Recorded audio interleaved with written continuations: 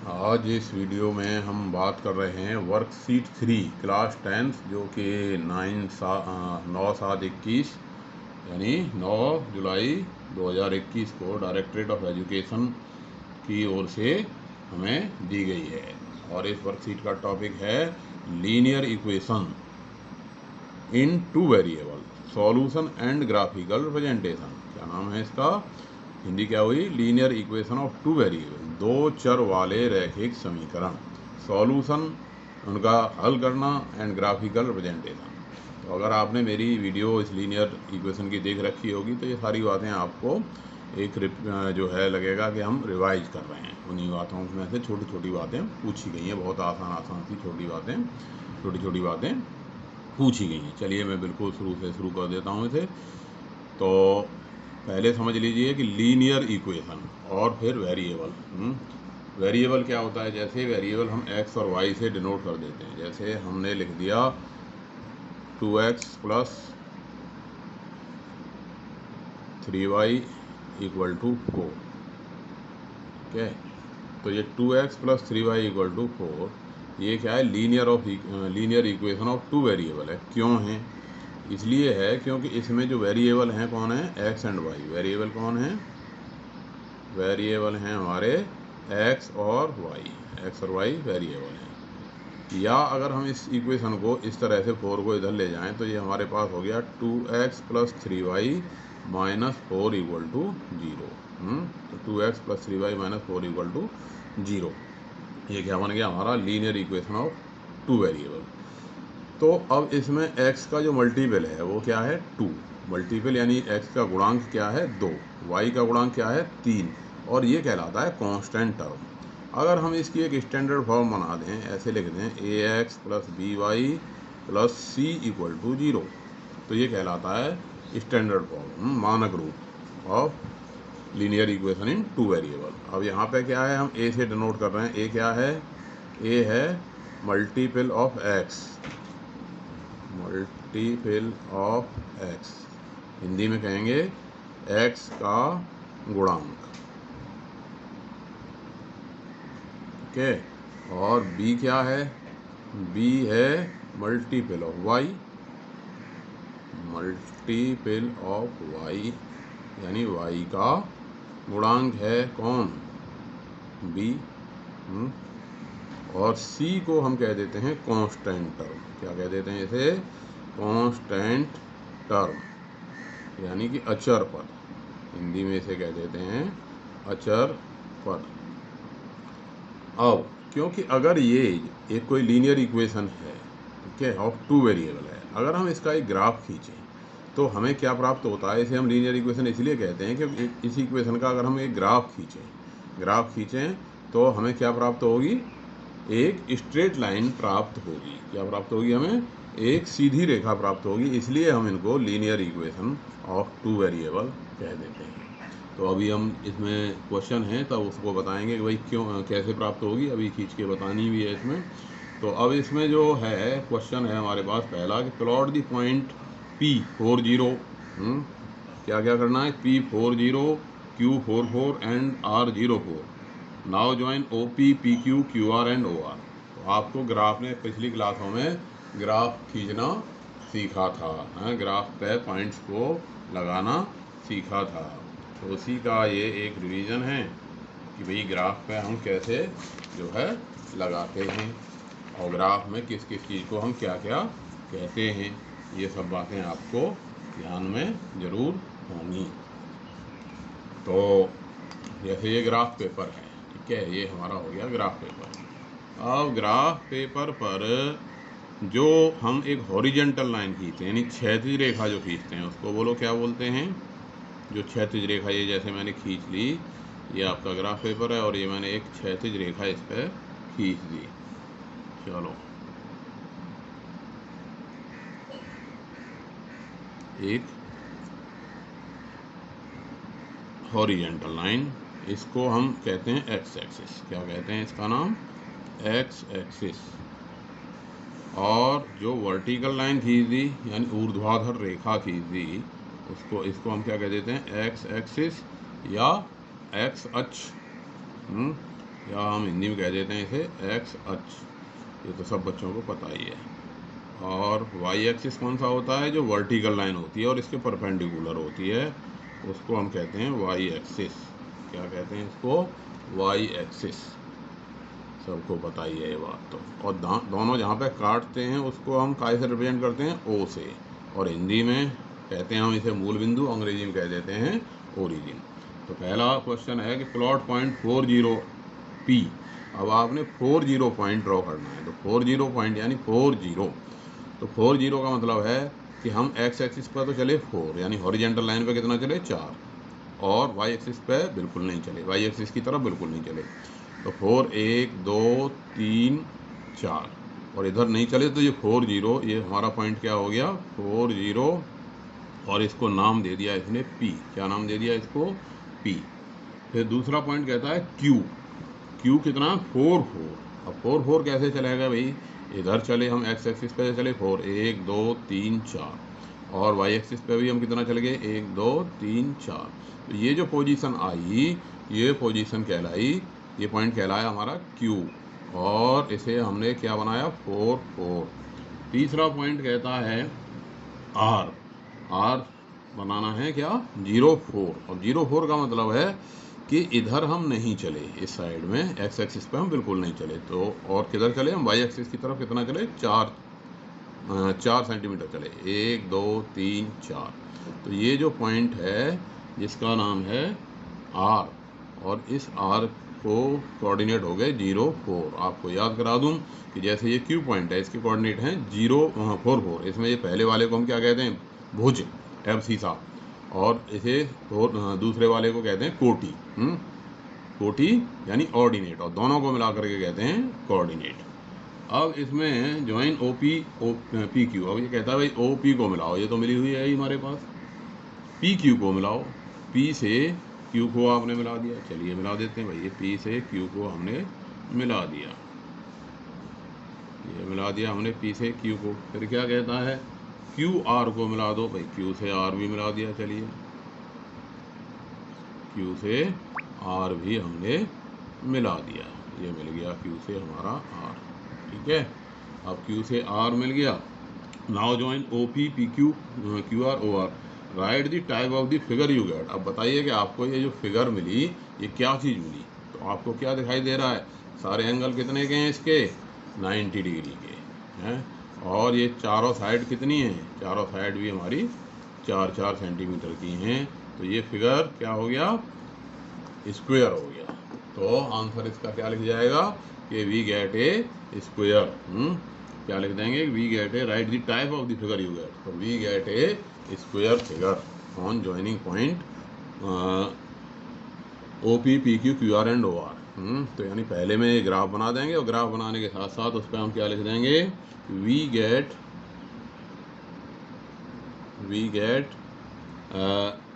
A square on joining O P P Q Q O R, O P P Q R and O R. इन चारों को मिलाने पे हमें क्या प्राप्त हुआ? एक वर्ग प्राप्त हुआ। हिंदी में लिख देंगे कि O P P Q R तथा ओ आर को मिलाने पर हमें वर्ग प्राप्त होता है। ठीक है कि नहीं? और ये चित्र को बना भी देंगे। अब दूसरा क्वेश्चन क्या कह रहा है? दूसरा क्वेश्चन कह रहा है कि check -2 1 is a solution of equation 2x + 3y - 1 और नॉट। कि भाई हमारे पास एक इक्वेशन दे रखा है। क्या दे रखा है इक्वेशन? कि 2x + 3y = -1, और हमें चेक करना है कि ये -2 1 ये इसका सॉल्यूशन है या नहीं।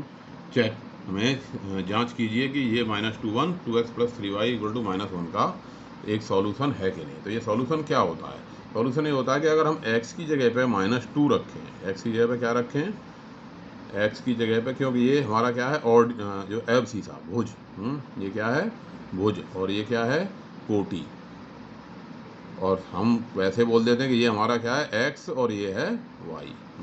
एबसीसा और ऑर्डिनेट, इसको हम एक्स, एबसीसा को कह देते हैं एक्स, और इसे कह देते हैं ऑर्डिनेट, कोटि को कह देते हैं वाई। तो x की जगह पे हमने क्या रख दिया, x की जगह पे -2 रख दिया, यानी 2 इंटू में -2 प्लस 3 इंटू में 1, दोनों रख दिए। तो हमारे पास क्या आया, 2 इंटू -2 -4, और 3 इंटू 1 कितना आ गया, 3, बराबर क्या आ गया, -1। और यही हमारा RHS था। तो यहाँ पे हमारा LHS और RHS दोनों बराबर आ गए। तो ये इसका सॉल्यूशन है। So that -2 and 1 is a solution of equation 2x plus 3y equal to -1। ये इस समीकरण का हल है। हिंदी इसकी लिख देंगे कि -2 समीकरण 2x plus 3y बराबर -1 का हल है। ठीक है, इसका अर्थ ये होता है कि अगर हम इस लाइन का ग्राफ खींचें, इस लाइन का क्या खींचें, ग्राफ खींचें, तो उस पर ये बिंदु आएगा, -2 -1 उसी लाइन पे आएगा।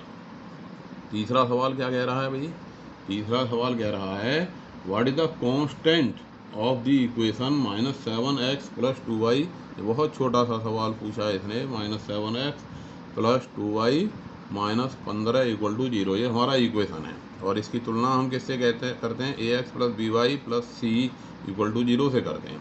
और मैंने अभी बताया था कि a क्या कहलाता है, x का गुणांक, b क्या कहलाता है, y का गुणांक, और c क्या कहलाता है, अचर पद यानी कांस्टेंट।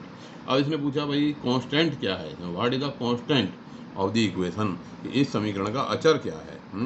तो कांस्टेंट ऑफ इक्वेशन कितना हो गया, कांस्टेंट ऑफ इक्वेशन अभी बताई थी ये बात, तो c = -15 है। c बराबर क्या आ गया, -15, ये हो गया इसका अचर पद है, समीकरण का अचर पद बराबर c बराबर -15। हिंदी में लिख देंगे समीकरण का अचर पद c बराबर -15। ठीक है, चौथा क्वेश्चन क्या कह रहा है, how many solution can a linear equation have, कि एक लीनियर इक्वेशन के कितने सॉल्यूशन हो सकते हैं। अब ये एक लाइन पे, अभी मैंने बताया कि जैसे ये हमारा इक्वेशन था, ये लाइन है, इसको ड्रॉ करोगे तो क्या आएगी, लाइन आएगी, और ये उस पर एक पॉइंट हमारा ये -2 1 स्थित है। अगर हम कहें कि एक लाइन पे कितने पॉइंट होते हैं, तो एक लाइन पे बहुत सारे पॉइंट हो सकते हैं, इनफाइनाइट पॉइंट होते हैं। यानी एक लाइन पे कितने पॉइंट हो सकते हैं, इनफाइनाइट। तो यानी एक लीनियर इक्वेशन के सॉल्यूशन कितने हो सकते हैं, इनफाइनाइट सॉल्यूशन हो सकते हैं। तो how many solution can a linear equation have, तो a linear equation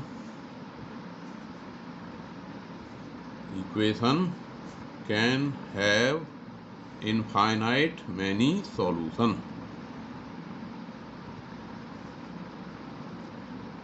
infinite many solution.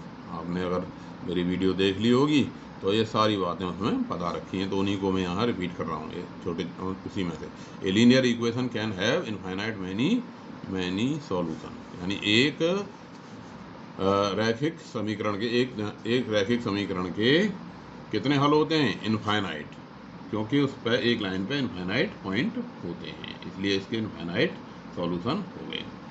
अब क्वेश्चन नंबर 5 क्या कह रहा है, क्वेश्चन नंबर 5 कह रहा है कि find the solution of equation 2x + 4y = 10, plot them on graph and join them to get a straight line. क्या कह रहा है कि भाई एक आपके पास इक्वेशन है, और इक्वेशन क्या है, 2x + 4y = 10, और ये कैसा इक्वेशन है, लीनियर इक्वेशन है। लीनियर इक्वेशन है, 2x + 4y = 10, ये क्या है, हमारा लीनियर इक्वेशन है। फाइंड 3 सॉल्यूशन ऑफ इक्वेशन, इसके पहले तो 3 सॉल्यूशन निकालो। अब 3 सॉल्यूशन निकालने के बाद उन तीनों को मिलाओ, तो क्या ये एक जो है ग्राफ जो बनता है, एक स्ट्रेट लाइन बनता है, बिल्कुल बनेगा, क्योंकि यहाँ पे ये क्या है, लीनियर इक्वेशन ऑफ 2 वेरिएबल है। तो अब पहले हम इसके 3 सॉल्यूशन निकालें। कैसे निकालेंगे भाई सॉल्यूशन? 3 सॉल्यूशन निकालने का तरीका कि हमें इसके पे कोई 3 पॉइंट निकालने हैं। तो हम क्या करेंगे कि y की कोई वैल्यू ले लें या x की, किसी एक की वैल्यू ले लेंगे तो उससे दूसरी वैल्यू निकल आएगी। अब अगर आपने मान लिया लेट x ले लिया 2, लेट x आपने ले लिया 2। चलो एक यहाँ ऐसे टेबल भी बना देते हैं कि हमने क्या क्या लिया। ये x और y, एक चीज़ हम लेंगे तो दूसरी निकल के आ जाएगी। भाई x की वैल्यू हमने 2 रख दी इसमें। अब x की वैल्यू हमने 2 रख दी तो ये क्या हो गया, 2 गुणा में 2 प्लस 4 इंटू वाई बराबर 10 हो गया।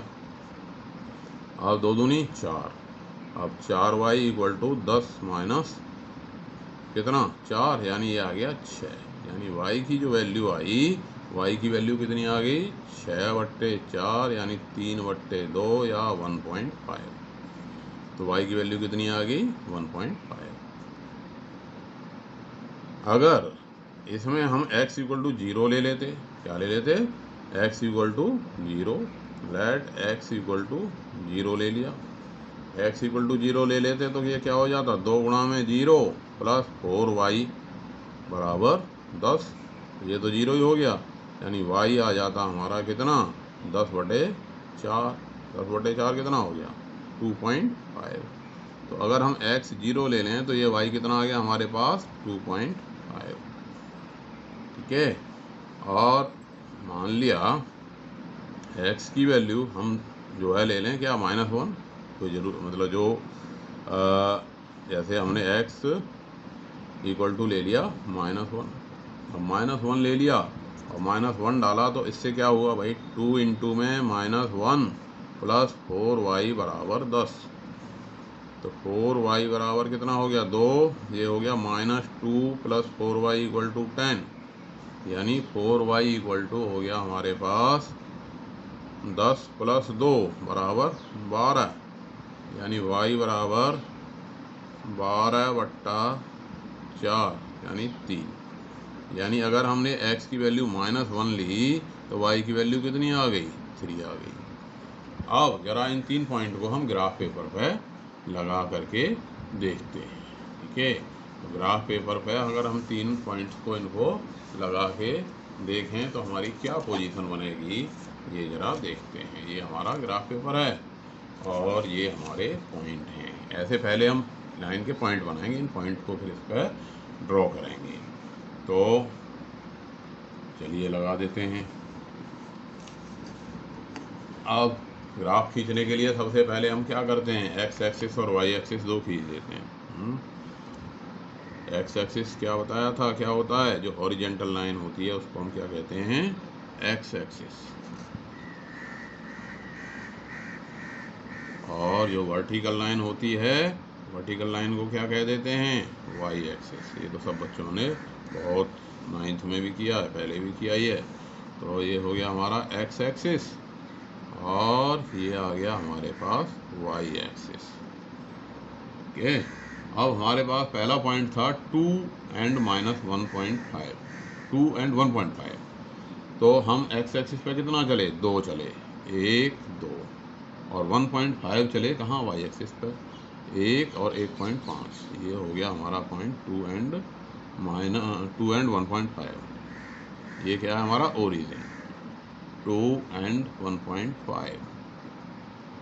दूसरा पॉइंट हमारा आया 0 and 2.5, यानी हम एक्स एक्सिस पर बिल्कुल नहीं चले और इधर चल गए 2, इधर चल गए 2.5। तो यहाँ दूसरा पॉइंट है हमारा 0 and 2.5। इधर बिल्कुल नहीं चले एक्स एक्सिस पे और इधर हम चल गए 2.5। तो ये पहुँच गए हम यहाँ पे। ये पॉइंट क्या कहलाएगा 0 and 2.5। अब तीसरा पॉइंट है -1 3। तो यानी ओ से हम किधर चले नेगेटिव डायरेक्शन में हैं, अपने लेफ्ट हैंड की ओर हैं, लेफ्ट हैंड की ओर चले। तो यहाँ हो गया हमारा -1 और -1 3, और 3 में कहाँ पहुँच गए 1 2 3, ये पहुँच गए हम यहाँ -1 and 3। ये आ गया हमारा तीसरा पॉइंट। अब ये कहता है कि भाई तीनों को मिलाओ और देखो क्या ये एक स्ट्रेट लाइन हुई। तो बिल्कुल तीनों हमने ये सही सही पूरे एक स्केल में आ रहे हैं, और तीनों मिलाने पे क्या हुई ये स्ट्रेट लाइन बन गई। तो वास्तव में क्या है कि ये जो इक्वेशन है कौन सा 2x + 4y = 10, ये इस लाइन का इक्वेशन हो गया। ये क्या कहलाएगा? Equation of the line. ये क्या लाइन होगी? 2x + 4y = 10। और इस पर जो भी बिंदु है, इस पर जो भी बिंदु पॉइंट है, जैसे इस पर ये पॉइंट है कौन सा, इस पॉइंट के कोऑर्डिनेट क्या हुए, मान लिया यहाँ मैं पॉइंट लूँ तो ये पॉइंट हो गया हमारा 1 2 3 और एक 3 1, 3 1 भी इसका सॉल्यूशन होगा। ऐसे ही 4 0, 1 2 3 4 5, 5 0, 5 0 भी इसका सॉल्यूशन होगा। यानी इस लाइन पे पड़ने वाला हर बिंदु, हर पॉइंट इसका सॉल्यूशन होगा। इसलिए हम कहते हैं कि अगर कोई लीनियर इक्वेशन ऑफ 2 वेरिएबल है तो उसके सॉल्यूशन की संख्या कितनी होगी? इनफाइनाइट। और अब बात करेंगे जो है, जैसे आपने वीडियो देखी होगी, तो अगर लाइनें दो हो जाएं तो क्या स्थिति हो सकती है कि या तो वो एक जगह काटेंगी, एक पॉइंट पर काटेंगी, या फिर दोनों पैरेलल होंगी, या दोनों कोइंसाइड भी कर सकती हैं, एक लाइन के ऊपर दूसरी लाइन आ जाए। तो उसी हिसाब से फिर दो लीनियर इक्वेशन के सॉल्यूशन बनेंगे। तो वो मैंने उस वीडियो में पूरा आपको बता रखा है। तो ये वर्कशीट करने के साथ साथ और जो चैप्टर 3 इसकी लीनियर इक्वेशन ऑफ 2 वेरिएबल यानी चैप्टर 3 की जो वीडियोज़ हैं उनको भी देखते रहेंगे, करते रहेंगे। धन्यवाद।